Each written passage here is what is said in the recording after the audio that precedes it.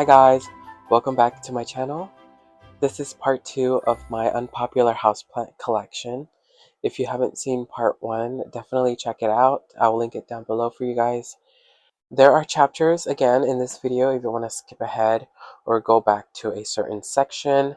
I'm a little under the weather today. That's why I'm kind of like stuffy, unfortunately, but I just have been sick lately.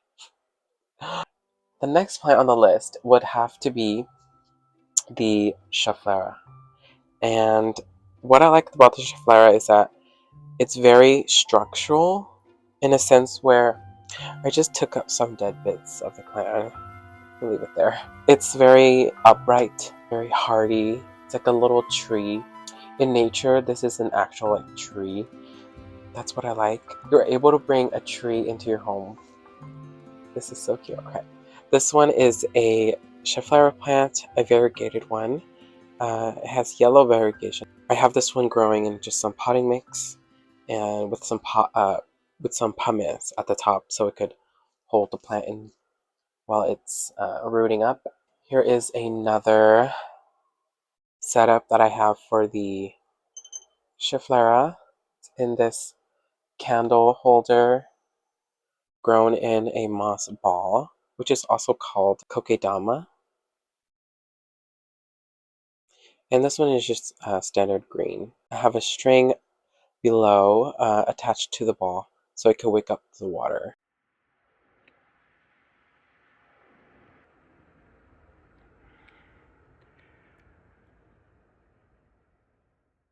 It kind of looks like a trophy. Like, I would like to think what I like about it is that it's easy to propagate. Once it starts to branch out, you could cut up the branch and root it in water, and you could create many setups like this one here.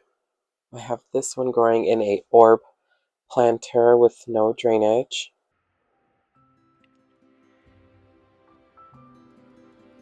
I found this pot here at a thrift store.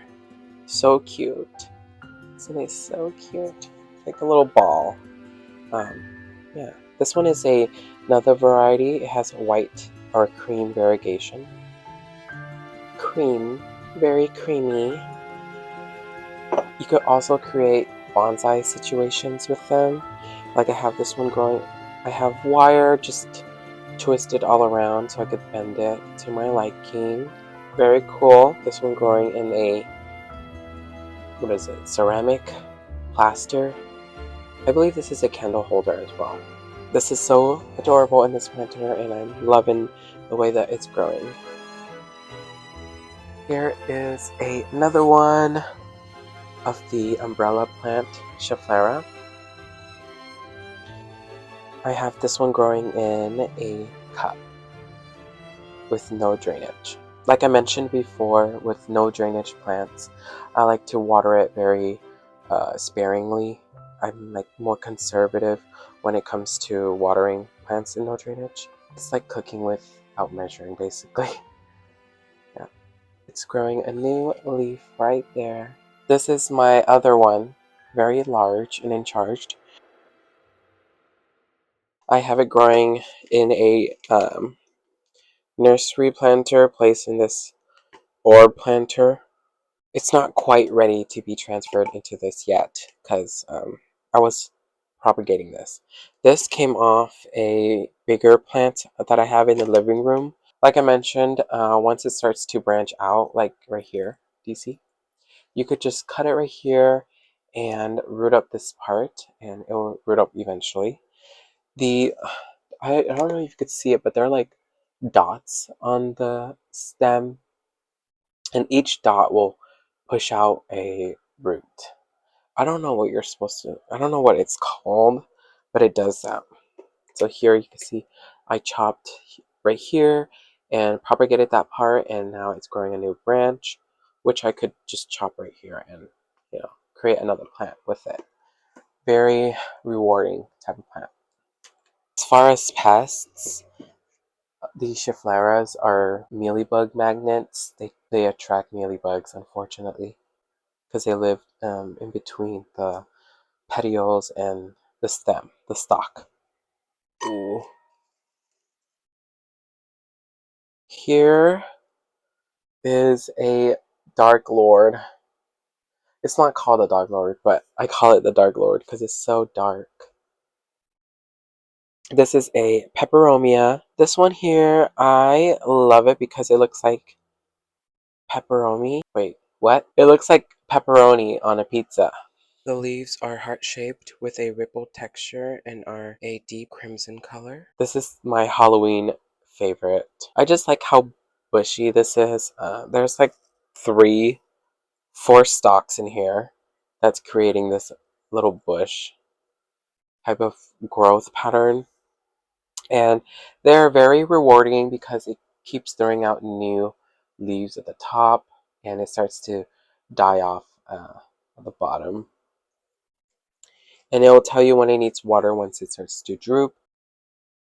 Here is another plant on the list. This one I'm not too sure of the name, honestly, because this was growing in one of my plants outside and I believe it's a weed. It might possibly be a weed, but I just like the growth structure and the leaf pattern of this. Do you see it? They have like dingleberries on there. And I just love it. So I dug it up and potted it up in here, and it's growing beautifully. It's like a mini palm tree almost. Isn't it stunning? I don't know what this is, so unfortunately, I'm not able to tell you what it is. But if you guys know, let me know. I'm gonna start repotting some plants, so yeah, stay tuned for that.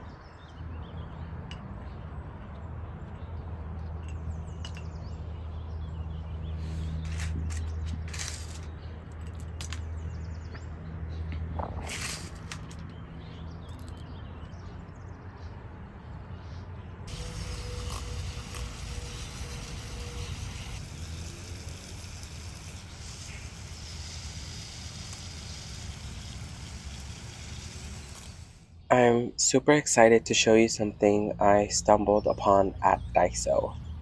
These are bamboo rice grain planters, and guess what? They're just $1.75 each. Can you believe it? It's so cheap.